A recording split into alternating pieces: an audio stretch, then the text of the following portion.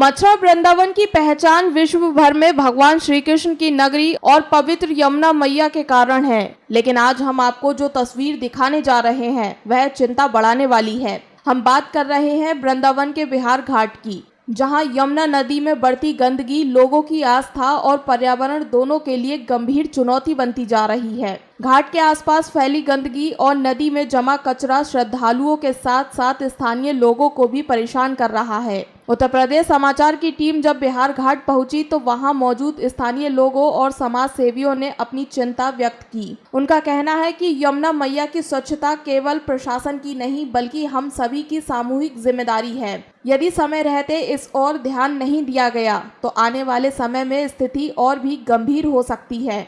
स्थानीय लोगों का कहना है कि हर दिन बड़ी संख्या में श्रद्धालु बिहार घाट पर दर्शन और स्नान के लिए आते हैं। ऐसे में घाट और यमुना नदी की नियमित सफाई बेहद आवश्यक है। उनका यह भी कहना है कि प्रशासन के साथ साथ आम लोगों को भी नदी में कूड़ा कचरा और प्लास्टिक फेंकने से बचना चाहिए। बिहार घाट से जुड़े लोगों ने प्रशासन से मांग की है कि यमुना नदी की नियमित सफाई कराई जाए, घाटों की साफ सफाई पर विशेष ध्यान दिया जाए और लोगों को स्वच्छता के प्रति जागरूक करने के लिए अभियान चलाया जाए। यमुना केवल एक नदी नहीं बल्कि करोड़ों लोग की आस्था का केंद्र है। इसकी स्वच्छता बनाए रखना हम सभी का कर्तव्य है। यदि प्रशासन और आम नागरिक मिलकर प्रयास करें तो यमुना मैया को फिर से स्वच्छ और निर्मल बनाया जा सकता है। उत्तर प्रदेश समाचार भी सभी श्रद्धालुओं और स्थानीय लोगों से अपील करता है कि यमुना नदी में कूड़ा, प्लास्टिक या पूजा सामग्री न डालें और स्वच्छता अभियान में अपना सहयोग दें।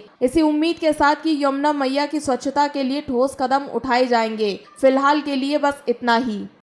नमस्कार, आप देख रहे हैं उत्तर प्रदेश समाचार। इस समय मौजूद हूँ बिहार घाट वृंदावन में और आपको बता दें कि मथुरा वृंदावन नगर निगम की कस्तूरी पे बैठे हैं दीपक शर्मा।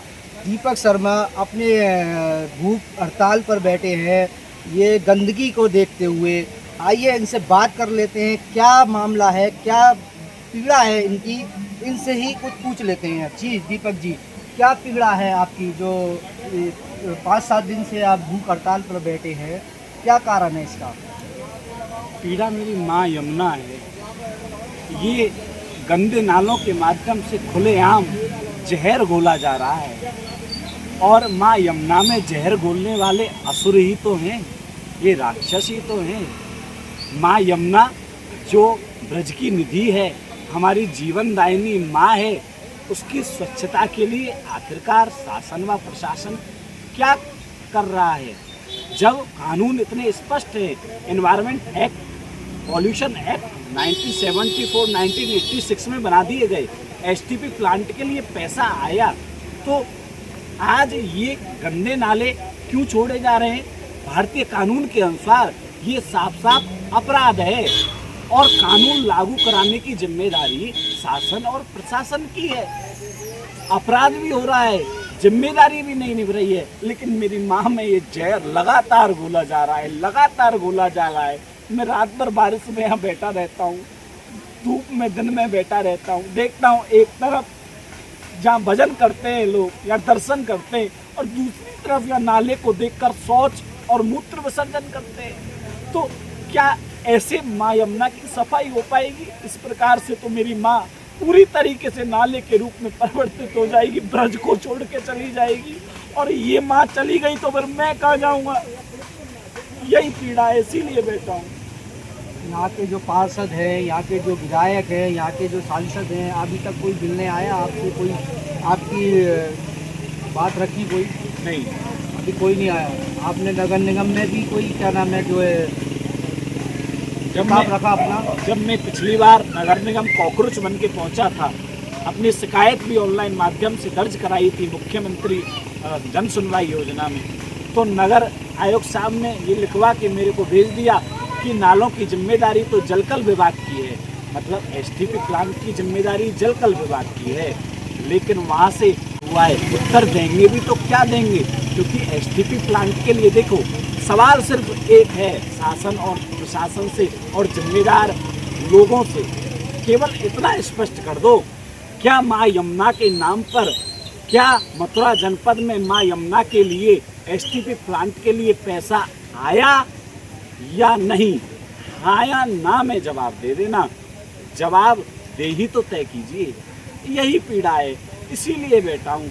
आखिर मेरी माँ को कैसे इन गंदे नालों से छुटकारा मिलेगा, उसका समाधान भी मैंने प्रेजेंट किया है, उसका समाधान भी मैंने जो मेहनत करके दिया, लेकिन अभी तक किसी भी प्रकार की कोई सुविधा मेरी माँ को नहीं मिली है। ये लगातार विष माँ यमुना में बोला जा रहा है और हमारे ब्रजवासी लोग चुपचाप इसको देख रहे हैं।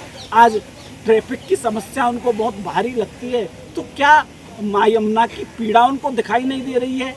क्या हमारा भगवान श्री कृष्ण कन्हैया द्वापर युग में जब माँ यमुना को छोड़ गए थे तो हम ब्रजवासियों को ये जिम्मेदारी दे गए थे, और संविधान के हिसाब से भी हमारी ये फंडामेंटल ड्यूटी है of the constitution of India, article 51A ये साफ कहता है कि नदियों का संरक्षण करना हर भारतीय नागरिक का कर्तव्य है। तो क्यों नहीं निभा रहे हैं? देखिए, मैं अपना कर्तव्य कर रहा हूँ, शासन प्रशासन अपना कर्तव्य करे, मेरी माँ इन नालों से अपने आप मुक्त हो जाएगी। जैसे कि बताया दीपक शर्मा जी ने, अभी तक एसटीडी प्लांट नहीं बना है। यहाँ पर देख सकते हैं एक गंदगी का कितना बड़ा नाला है, तो सारी गंदगी जमुना मैया में जा रहा है। इसी को लेकर बैठे हैं दीपक शर्मा, बोल रहे हैं इनका कहना है एसटीडी प्लांट अभी तक क्यों नहीं बना है, क्यों इतनी गंदगी जमुना माई में जा रही है।